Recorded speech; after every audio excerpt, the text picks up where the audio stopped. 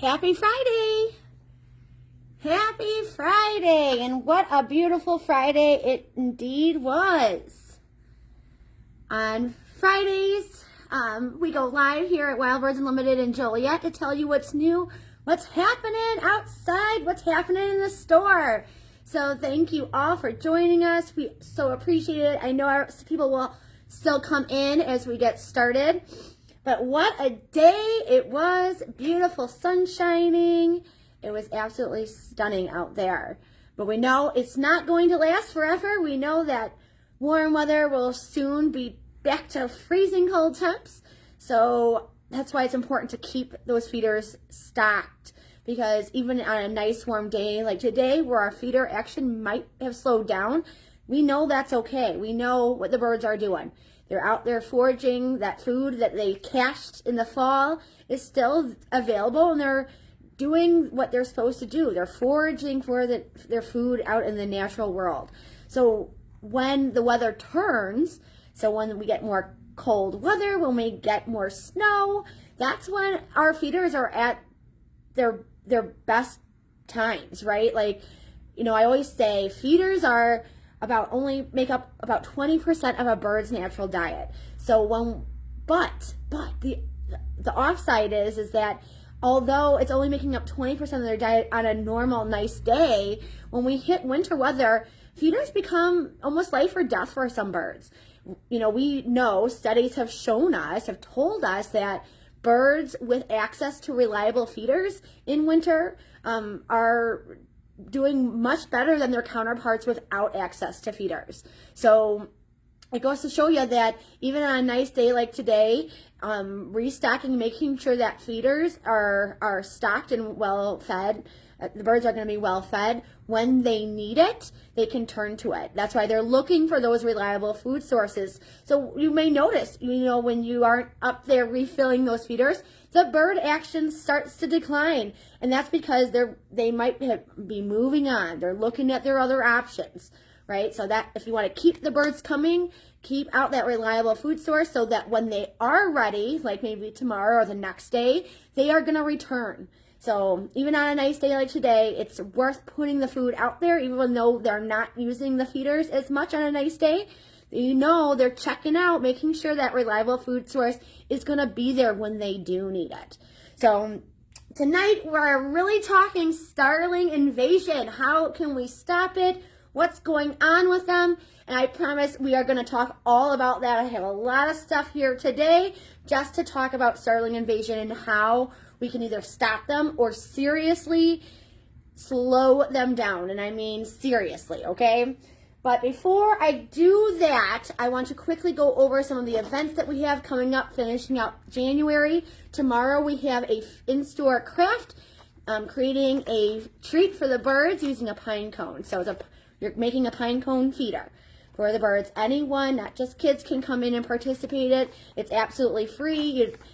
We do have some people already registered, and we have we still have enough supplies, so if you wanted to walk in, you're probably going to be fine, okay? So just come in the store anytime between 10 and 2, and you can and take advantage of that, okay? So that's what's going on there. At the end of the month, the last Saturday of the month is the 25th, and that's our in-store presentation with Andrew from Good Steward Ecoscapes. He's coming to talk about stewardship gardening, a new mindset for backyard conservation. So, you know, I know that his presentation is going to be awesome. So that's not a reason enough for you to come in and see it. Just maybe you're on the fence about this native plant thing or how to do backyard conservation. His presentation is going to be really good and talk all about that, how to do this conservation in your own backyard. It all starts with our own backyards. We can't always point the fingers at politicians or this person or that person. It starts with us. And if we can do our own backyards, it's going to enhance the native habitat, for all of our backyard wildlife, including the birds that we so love and want them to come back for more. So that's what's happening coming up. It's free to join and come and see Andrew's presentation. All you have to do is call and reserve a seat. Seating will be limited for that presentation, so I highly recommend that you call and reserve a seat, okay? All right. Now that we got events done with, I want to show you a few new things because I'm so excited that spring is starting to trickle in, so it's getting really, really fun. I know we had the holiday, which was a lot of fun and a lot of new stuff, but now spring things are starting to trickle in, and I wanted to show you a couple things that just came in, and I know that you guys will like too. All right, the first thing I want to show you is our collection of flying pigs. Yes, you heard it correctly, flying pigs. And they're just so cute. I told my husband, I think we're going to have to change the whole theme in our backyard to flying pigs because they are so cute. I want to show you this, okay? Real quick, I want to show you the stake that we have. It's a rocker. Check him out. How cute is he? Look at that little pot belly, and he does rock and fly for you. So he is super cute, but there's more, okay? There's more coming too. So I just wanted to show you these two little things because they're so cute. Look at that statue of that flying pig. He is so handsome. It is resin, so it's not super hard, but he is a heavy resin. He's not like one of those really light plasticky feeling. He actually is textured like concrete, and he's pretty heavy too. But isn't he so cute? I love all the details. He's smiling. He's smiling. I just love him. He's gonna, one of these are coming home with me, I'm telling you. All right, the other one I wanted to show you is we are getting in more of our solar balloons. You know, the cool ones that look like the hot air balloon flame is going up there. But we just got in a similar style. It's a smaller one, and it's really cool because it's laser cut. So they're going to be able to see some kind of shadow action going on in here. But so here it is. This one is the dragonfly. We have them also in a hummingbird. But check it out, guys.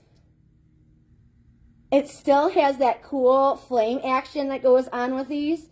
I think you can tell next to my purple dark backdrop on how that flicker action works. It is solar. So obviously when I take my hand off and the light shines on it, it stops. But as soon as the darkness comes, it comes back. And I'm pretty sure if I took it into a dark room that I think these lights with these laser cut images are going to shine through and kind of give a little glow effect, which is really cool. How awesome, right? Don't worry, our normal big ones are coming back in stock, and we have a couple different colors and styles, but I thought these new ones they're obviously smaller, and they're a different style, and I thought you guys would really like to see them too. So, all right, now that we've done the new stuff, I'm going to quickly give you guys a sneak peek on the Daily Savings Club promo that's starting tomorrow. So this promotion is going to hit your inbox for your email tomorrow morning, but I'm going to give you the sneak peek on it.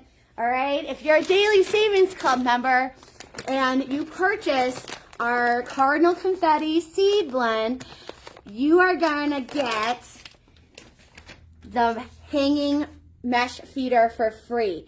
Now, this is a while supplies last promo, so my recommendation is come in early and grab it before it's too late. The promo does go until the end of the month, but it is subject to change if we run out of anything. So be sure and come in and grab it before it goes out of stock.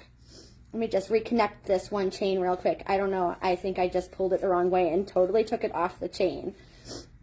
But yes, it's a great feeder. I really, really like this one. I don't know what's going on. There we go. Really cute. Perfect, lots of holes or drainage. It's perfect for holding that Cardinal Confetti or other seed blends. Some of you are talking a little bit about a lot of house sparrows too. If you put a high millet blend in here, likely this would be a good tray to also use to kind of combat all those house sparrows, kicking everything out of the seed tubes or other feeders. This tray feeder with a high millet blend would be really nice for just your sparrows. They probably would not kick it out as much, and they probably would just hang out at this one feeder versus flocking to all the other ones. So this is a cool little promo that starts tomorrow. Of course, you have to be on Daily Savings Club to take advantage of this. It's one promotion per account. Okay, so if you and a spouse are on or a friend is on the Daily Savings Club account, be sure that you get in here first, because there's only going to be one allowed to be applied to each Daily Savings Club account. All right, you can get this in store or online. All you have to do is add the items to the cart, and it should come off right online for you, okay? So, that's that. All right. Now we're on to it. The moment we've all been waiting for. Let's talk Starling Invasion. And before I get into the how do we quite defeat them, I want to quickly show you some pictures so that we understand that we're on the same page with the same bird that we're talking about. So this is the European starling. This is the one that I'm talking about when we're talking about the European starlings.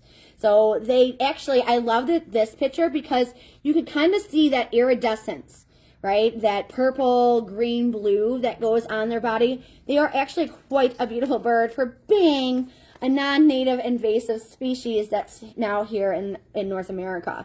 So they aren't supposed to be here.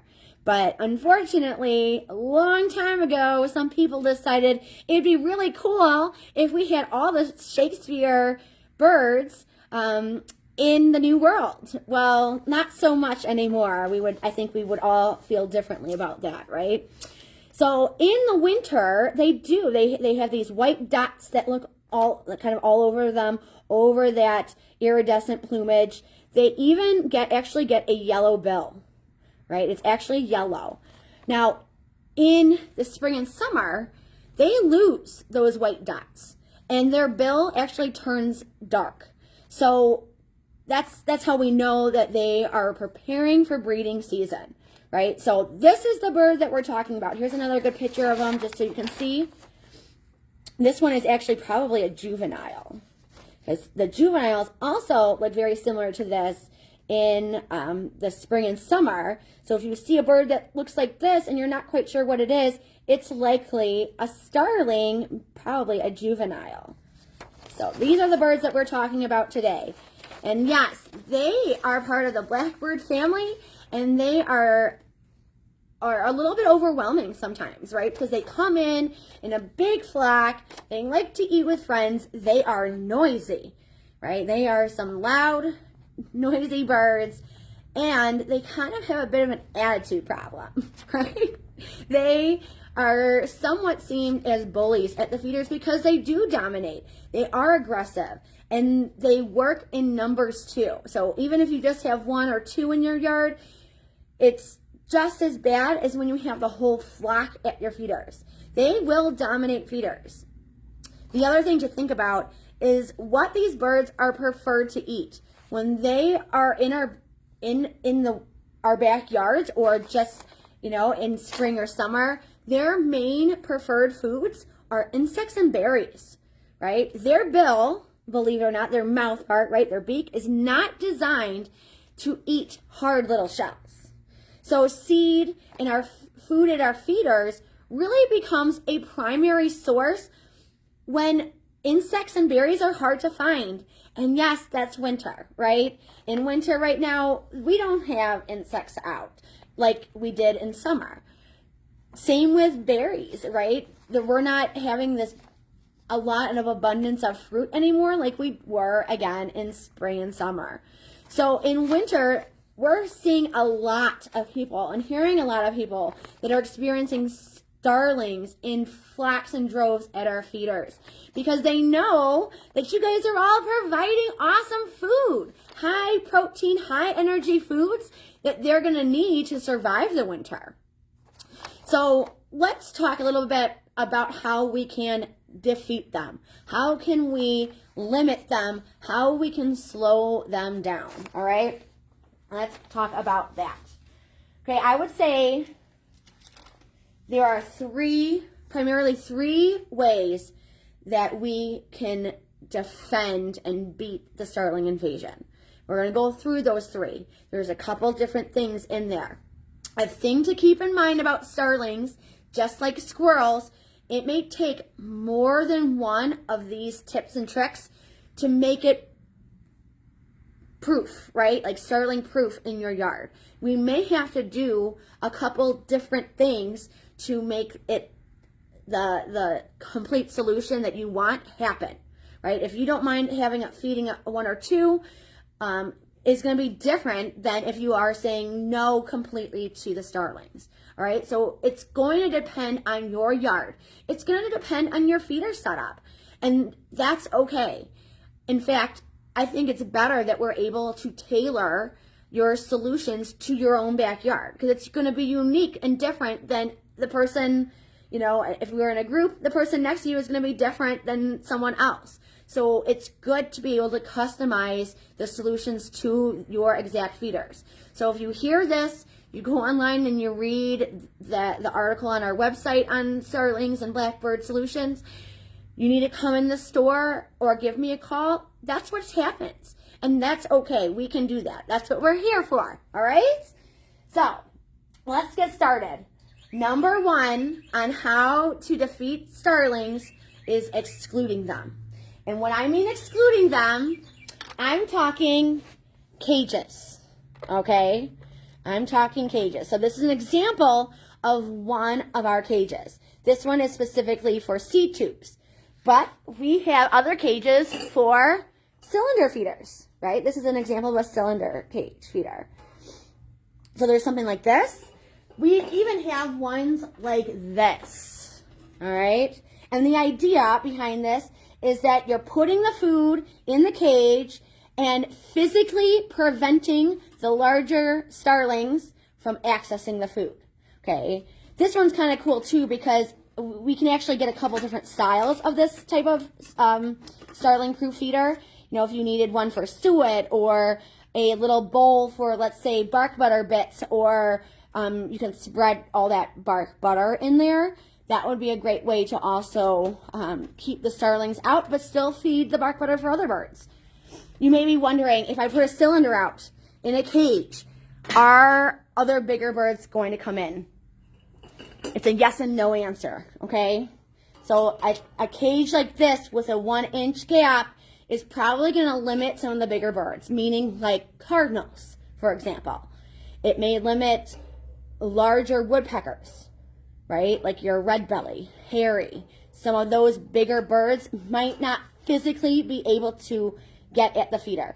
Now, it doesn't mean that larger, bigger birds can't completely eat from this feeder. For example, our large woodpeckers, they are built and designed to do incredible things. Their neck can stretch out. Their tongue has really cool adaptations to it.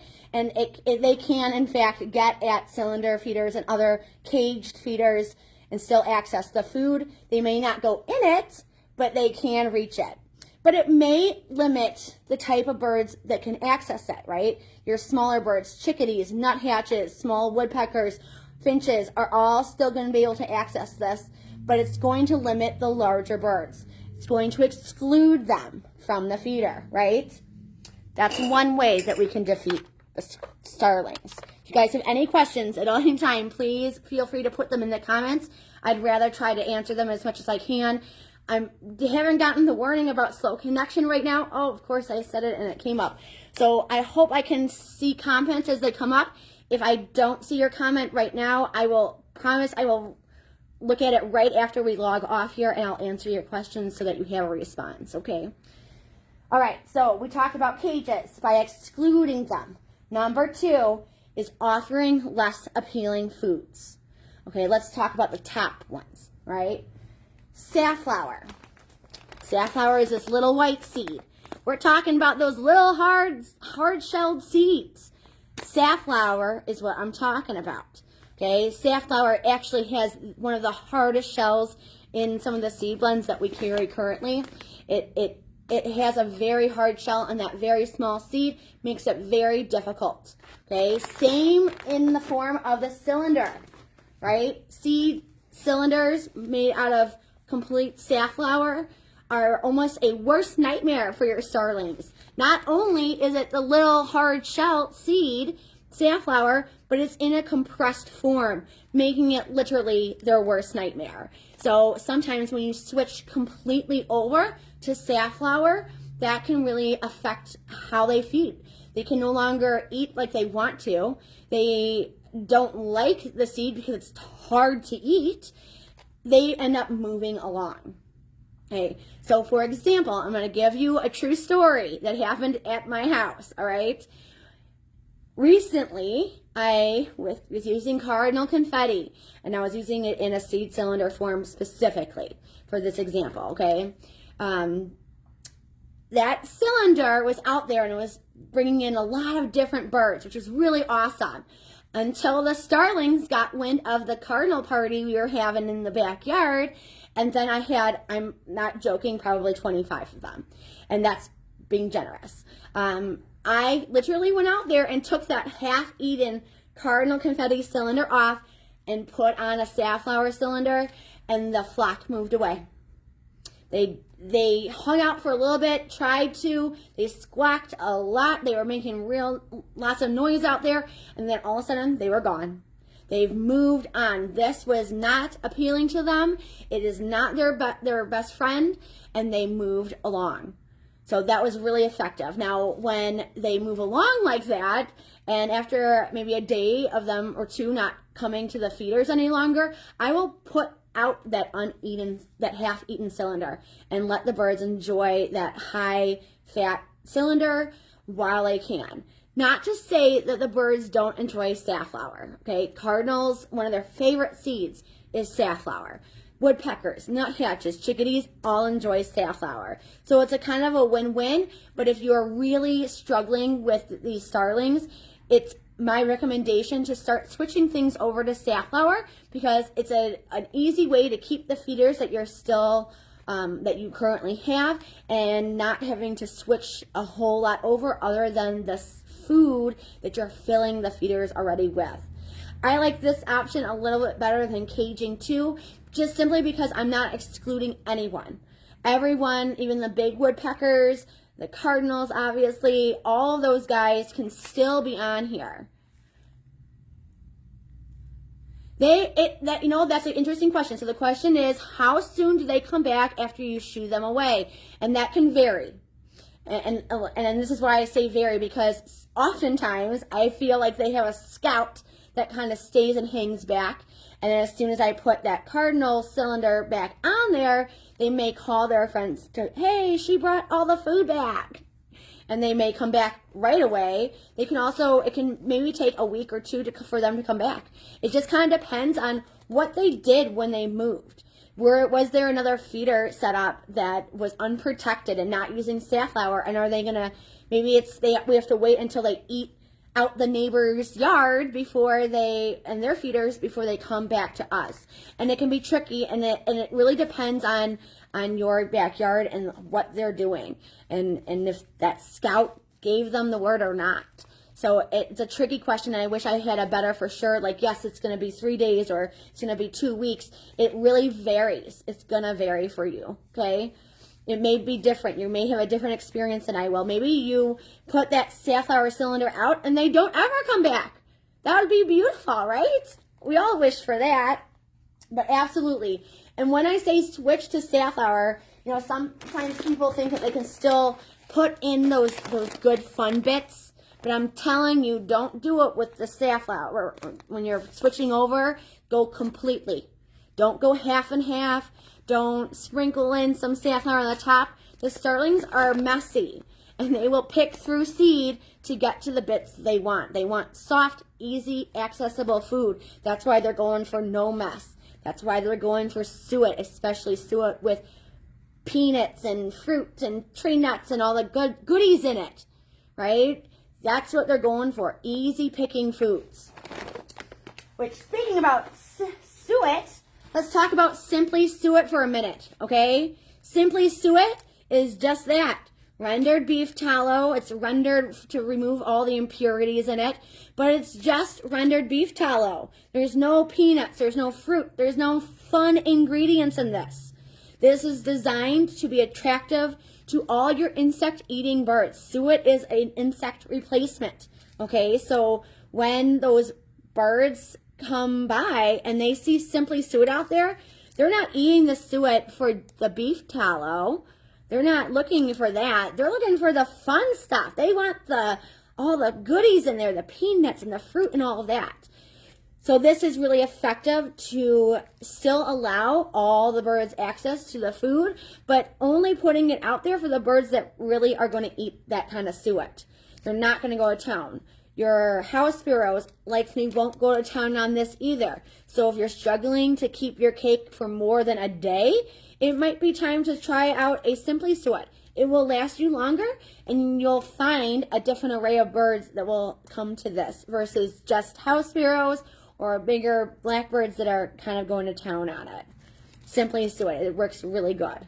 Okay? Let's talk also about striped sunflower seeds. Okay, I got some examples here. I picked stuff out just for this presentation to show you guys. Okay, let's talk a little bit about sunflower seeds. There are two primary sunflower seeds that you will see in many of our seed blends.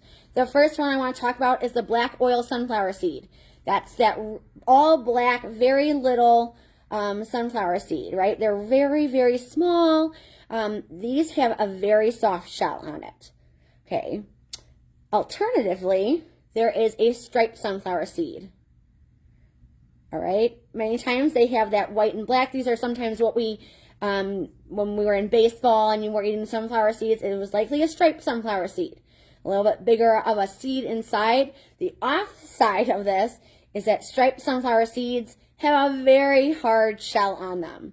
Again, this can be very tricky for some of your blackbirds, like your starlings, to take advantage of and eat because their bills are simply not designed for it. In comparison, size-wise, I want to just show you. Oh, of course I dropped that one. All right, let's show you the black oil sunflower seed to the striped. All right, that's the size comparison, and that's what we're talking about today. When it comes to sunflower seeds and starlings, the one that they're going to be picking is going to be this guy. Every day, all day long. That black oil sunflower seed has a very, very soft shell on it, as opposed to the striped sunflower seed with that hard shell. It's less appealing to them. We can get striped sunflower seeds on special order for in quantities of 20 pounds or larger. It's a special order, so you just call the store and we can put an order in for you. And that's kind of how that goes. But that is very effective too. And if you wanted to maybe mix safflower with anything, I would highly recommend it be the striped sunflower, because those will be two seeds that are very not appealing to the starling because of their hard shell and difficulty of them eating it. Plus side is that many of the birds that we love, like your cardinal, will love striped sunflower seeds and that sunflower mix. Other birds like blue jays love striped sunflower seeds. Tuffet titmice, chickadees are all going to like this as well. As well as your woodpeckers and a couple others. That's another one. The other ingredient that I would recommend when it comes to feeding birds and trying to deter starlings is peanuts in the shell. Again, harder for them to eat. They actually have to crack a shell. It's a tricky task cracking shells. Even though we think that the peanut shells are actually very soft shell, it is tricky for them. So if you're like to feed peanuts in your yard, peanuts in the shell might be a better option when you're having a Starling Invasion come by, just because they just can't or have a very hard time doing this. Okay, so peanuts, if you haven't tried it before, it's a game changer in the yard. Yes, we might have some issues with critters, but that doesn't mean that we can't have solutions for those too. We can do both. We can beat the starlings and we can beat the squirrels and still feed all the birds that we love. So that's another way that you can defeat starlings by offering foods that are less appealing to them. Okay, so we have safflower, we have safflower cylinders, we have simply suet, we have peanuts in the shell, striped sunflower seeds, and yeah, that's a lot still right there that you can still be offering to the birds and still give them the nutritional value that they need even when we get into cold temps. That's something that we can do. All right, let's talk about this other task, okay? Slowing them down with feeder solutions.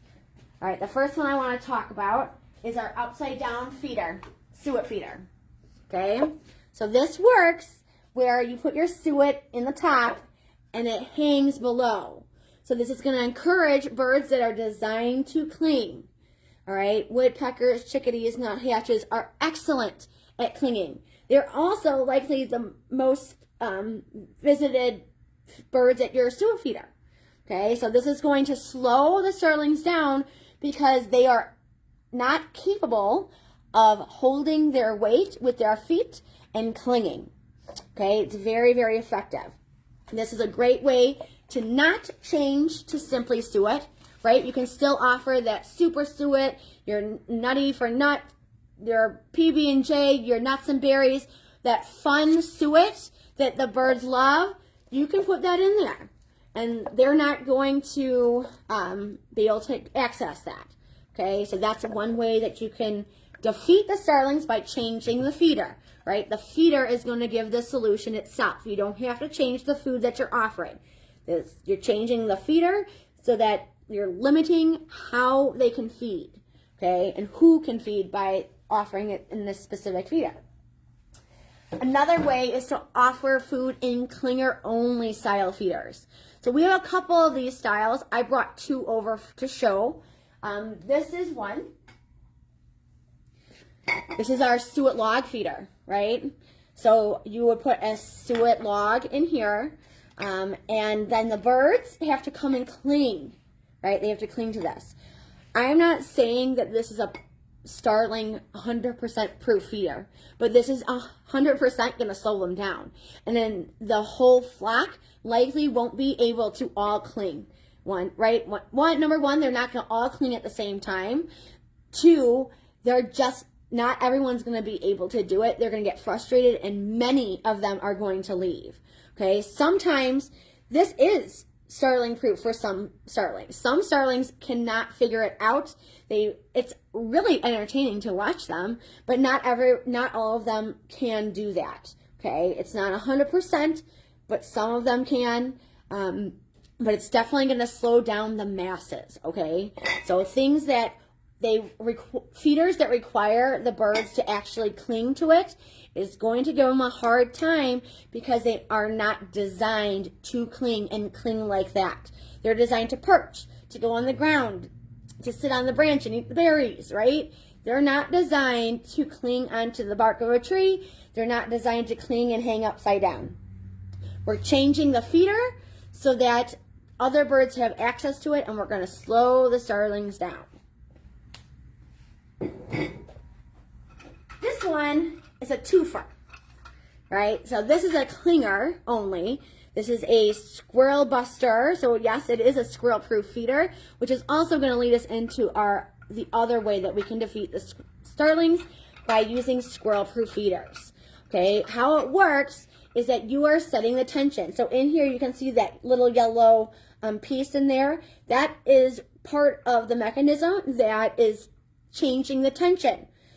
So you can change the tension and then make it so that only one starling can eat from the feeder, if they can, by themselves. If two go on there, it will close access to the food, which of course then is going to know you're going to make them upset, and then they will likely leave. Okay, they have no more access to that food. They have to move along. This is really, really effective too. Okay, this is a great way to feed peanuts out of the shell in a squirrel-proof feeder that's going to limit how many, right? It's not going to completely prevent them from eating it unless they physically cannot hang. Some of them can't, right? Some of them can. But it will only allow one to feed on here because we're setting the weight and And if more than one get on it, it's going to close. That's why my eliminator, I love so much when starlings come, because I have my eliminator set to not only be squirrel proof, so if any squirrel goes on it, it's going to close those ports and no longer have access to the food, but it's also set so that only one starling can eat on this feeder before it closes. If two get on there, it's going to close, right? So sometimes this is nice because there's lots of little ports on here. I can have quite a few birds and one starling on there, but as soon as two starlings gets on there, it closes. This is really effective. I like to put a really nice high seed blend with a lot of high energy. Maybe it has bark butter bits, maybe it has a lot of tree nuts in it. This feeder is what I call one of my foundational feeders. So this feeder is going to always be full. It can last more than few days. It can last up to 5 if I'm lucky, which is really, honestly, a really good thing considering I'm using a lot of trays and other style feeders that cannot last as long. So this is what I consider one of my foundational feeders, in that it is always full with food. The birds know that it is reliable. And I always fill this with a high energy, high protein blend. So it's very seasonally savvy, and it's giving the birds what they need any time of the year, and it's always available to them. Other feeders in my yard may go empty, but my eliminator will always stay full. All right, that's another way to do it. The other way is using the Flying Bistro. There has been some improvements on this feeder since it first launched. There were some issues with how it connected, and sometimes the middle rod was backing itself out. Things have changed with this feeder. But one of the best things about this feeder is that it actually did replace an old feeder that was called the dinner bell. So if you have been around Wild Birds Unlimited a while, you might remember a plastic feeder that had a metal rod running through it, that the dome was able to be adjusted. So for example, on this feeder, you can adjust this dome by, it's a collar, right? It's a collar right here. So I turned it, and I'm going to lower it, right? And I'm going to tighten it right here, and maybe I'm going to lower my dome. Now you can bring it all the way down. There is a safety on it, so it's never going to crush any birds or anything, but you can get it down to this low. Yes, it's not going to be starling proof.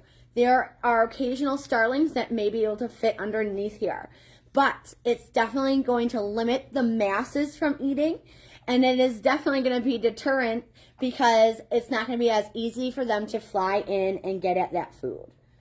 So this is deterring the starlings by lowering the lid and making the space available to access the food a lot smaller, being less appealing to them. Okay, I hope that kind of helped a little bit. Does anyone have any questions on any of starling stuff? The big ones, let's recap it real quick, okay?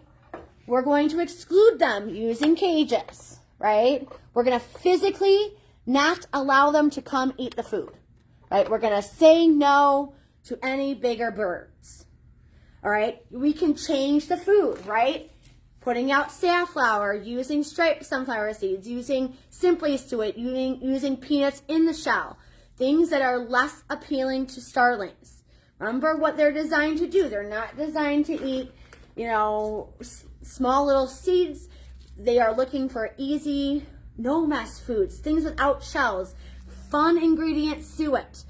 They're looking for the easy pickings with the goodies in it, right? If we change the food to something less appealing to them, they are not going to want to stick around, okay? So we're using their likes and dislikes against them to defeat them.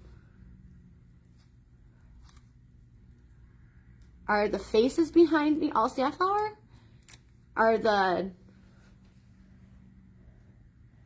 feeders? Is that what you're asking? The feeders, are the faces behind? I'm not sure if I understand the question. maybe you're saying feeders. The feeders behind me these feeders are going to work because they are going to, in their own different ways, exclude them by using the feeders as the solution. Oh, gotcha. These guys. I see what you're saying. No, they're not going to be, in fact, even the ones that have safflower in it. All right, so she's talking about back here, behind here, at our 25% off clearance rack behind here. It's all the holiday seed items, and we do have some safflower things, but unfortunately, it's not all 100% safflower, and I'll give you an example. Okay, here's Frosty. All right, Frosty looks like he is pretty much all safflower with a little bit of millet is decorative, a little bit of fruit. But if you look close, you'll see there is actually sunflower chips in the mix of this white part. You kind of see that? Here's for an example right here. So it's safflower and sunflower chips. And most of the mixes that have safflower like this in it for those 25% off holiday items are going to be a mix of sunflower and safflower. Like that, okay? Well, because you're lowering the lid, so the question is, what seed should I use when I lower the top of the Flying Bistro? Great question. Now, you could do a couple things. Since you're lowering the tray like that, you probably would want to, well, there's a couple things. You could do whatever blend. You could use Cardinal Confetti. Since you're lowering the lid, you are already excluding a large amount of them, and it's not going to be as easy for them to access this feeder. So I would recommend putting in a really nice blend, right? Whatever you're currently using, if you're Choice Plus, Tree Nutty, put it in there, see what happens. Okay, if starlings start to come and one or two can get in here, you may want to switch to safflower just to tell them to move along, right? Let's put all the things that they dislike in one instance, right? If you are putting a safflower in here and they come to it and they say, oh man, it's safflower. Man, that feeder was tricky to get in, and then I didn't even like the food that it was in there. Man, I'm just struggling today. And they will likely move away, right? Now, you could just keep that nice seed blend in there. A cool thing, too, is you could also use some of our stackables and try a stackable in that small space. I have done it before. I've used the stackable, and what I mean by stackable, I'm going to take you on a little trip here. Come over here real quick with me, right? Stackables. This is an example of a stackable. So it's a small version of our cylinders, and yes, let's move it up just a smidgen so you can see that it will in fact fit in that space, right? So this is where the lid will hit, and this is where your cylinder could fit. So you could put a cylinder in here and offer the loose seed underneath for the Flying Bistro. But with that lid coming all the way down, it's going to be really unappealing for starlings who already are kind of big and have to fly in and figure out how to get into that feeder. It can be very tricky for them. Great question, though. I like that. That's a great question. Anyone else have a question on starlings? I know they can be very tricky. And like I said in the beginning, sometimes you might need one or more of these methods to make it completely work in your yard. Your yard is going to be different from someone else's. So that's why it's good to work with experts, like feeding specialist experts that know what the options are, and when you describe your yard to us, we're thinking in our head what's going to work, what may not work as well, all the factors. Okay, but we'll give you all the options, and together we're going to come up with the best solution for your yard. All right, so this is a great way to do it. Like I said, sometimes I like to prefer to switch the feeder or switch the food versus always buying a new feeder or getting a new setup. But let's face it, starlings are not going anywhere. Unfortunately, they are here to stay, and they are adapting very well to the north. So we just got to learn to live with them. Since we can't 100%, they're not going to migrate. They're not going to leave. We have to figure out how to work around them. So I hope these tips kind of helped explain some things to you on how to defend them. Know we are here. So if you need to pick up the phone and call us and get get some help and feedback, if it's coming into the store, come talk to us. Everyone that works here is a certified bird feeding specialist that has the skills and the solutions for these kind of issues. Another great resource is our website. Our website is full of information. We have a whole section dedicated to problem solving with bird feeding in mind, okay? So use those resources. Think about what you would personally like to do, and then maybe it's worth coming in the store, checking it out. We can get a cage type of feeder for pretty much any feeder out there. Sometimes we might need to see what feeder you have, and we can order one that's going to fit and work perfectly for you. Just know that there's lots of options out there, and we don't have to feed the entire noisy flock just to enjoy our backyard birds for a few minutes, right? We can defeat them, we can stop them, and we can severely slow them down. All right, I hope this helped and was helpful for you. Again, don't be a stranger. Come in and let us help you. It's not worth the headache and the loss of food just dealing with the starlings. I know. We all wish that they would just head south. Unfortunately, they have adapted really well. And because they know that feeders are prevalent, they are going to stick around.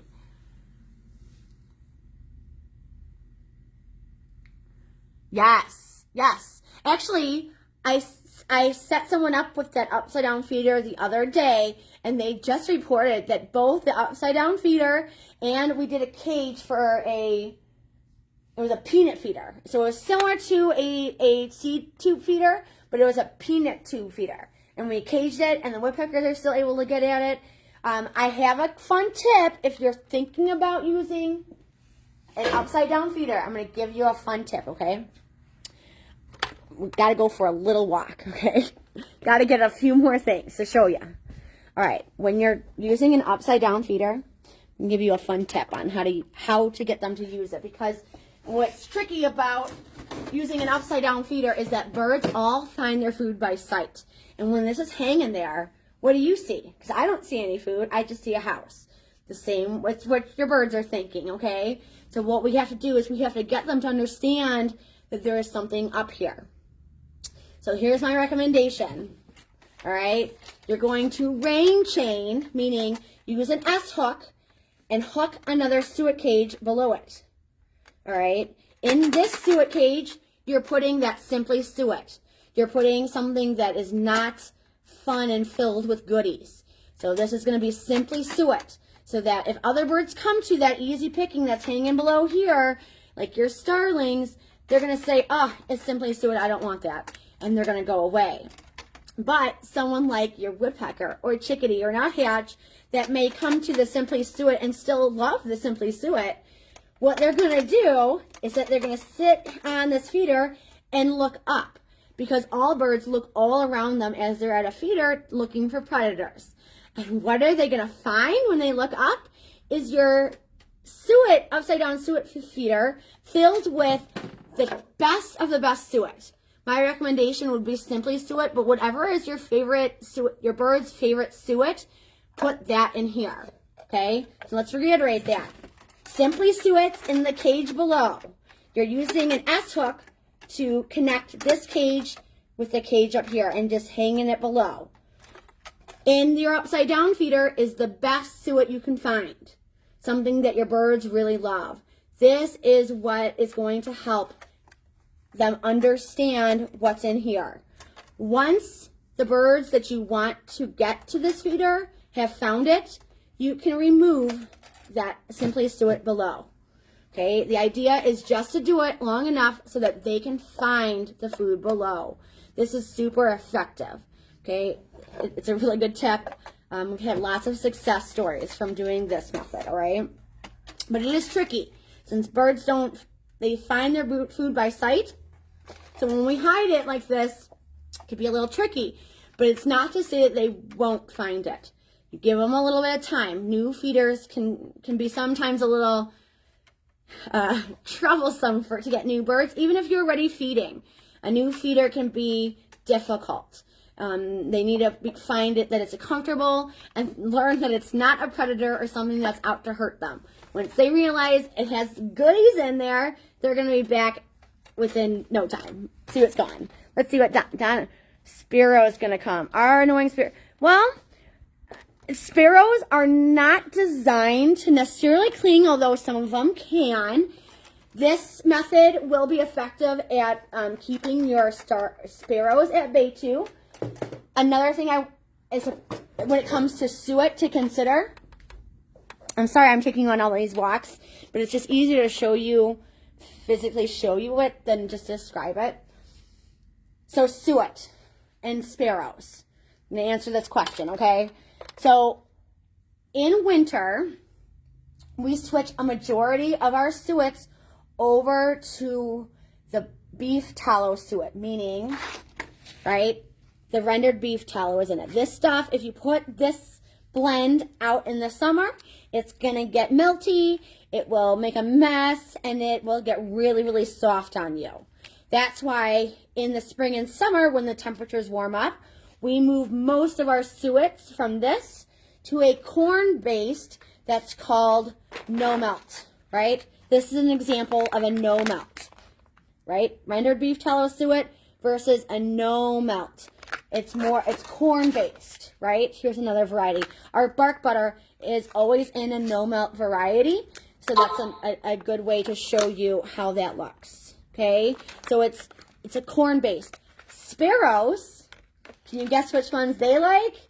They love the corn-based.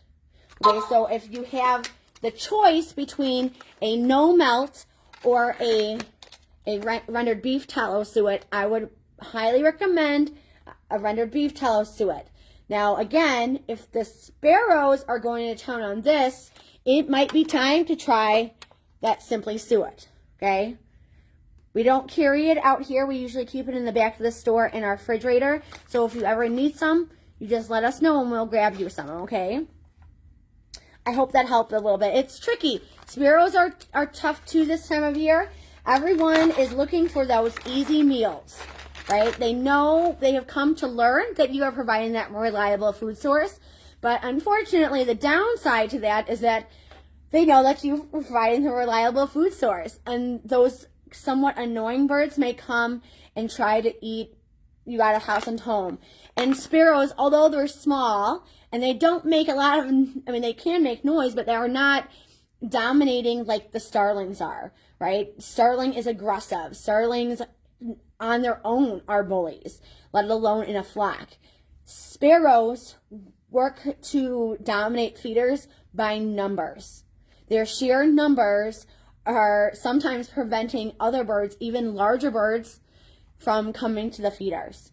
So what we can do with those guys is use, because we can't often cage the feeder, we can't often, prevent them from eating by using a weighted feeder. We have to use what they like against them. So we know they love millet. A really good recommendation if you want to slow or remove sparrows from eating all over the yard is give them their own tray with their favorite food far away, right? Their favorite food is white millet. This is their favorite seed. Now, unfortunately, sometimes millet is in many of our seed blends, including many of our no mess blends, but we do have blends that have no millet in there. Okay, it doesn't mean that they're not going to come to those sunflower chips. They still might eat it, but this is their favorite. If you give them a tray just dedicated to millet and put it in the far corner of your yard, you might see a big reduction of sparrows at the other feeders because you are catering to exactly what they like and providing that in a different area. And as a result, the other feeders are now open for other visitors to come at them. Okay. Oh, I'm so glad you asked that. That was great. If you guys have any other questions, again, please let me know in the comments. I always will come back and answer them, even if it's after the fact. So if you think about something later, just jump back on there or message me on here, and I will always answer for you, okay? I hope you guys all have a great night. Don't forget, we have some great events coming up. If you're available, come by the store, make a pine cone feeder craft. It's a really fun activity, and the birds love it, especially since we're going to be dipping down into the really cold temps again. They would really like some bark butter and some high protein seeds, high fat seeds to keep them warm for that cold weather that's coming. So anyway, good luck with the starlings. Again, we will be here if you need more helps and tips and tricks. We can go over things just for your yard. All right? You're going to do great. Trust me. You're going to hear something and you're going to try it, and the starlings are going to be gone before you know it. All right? I have faith. It will be done. All right. You guys have a great Friday. We'll see you next Friday. Around this same time, 5:30, we'll come back on for another Friday Live. All right. Bye now.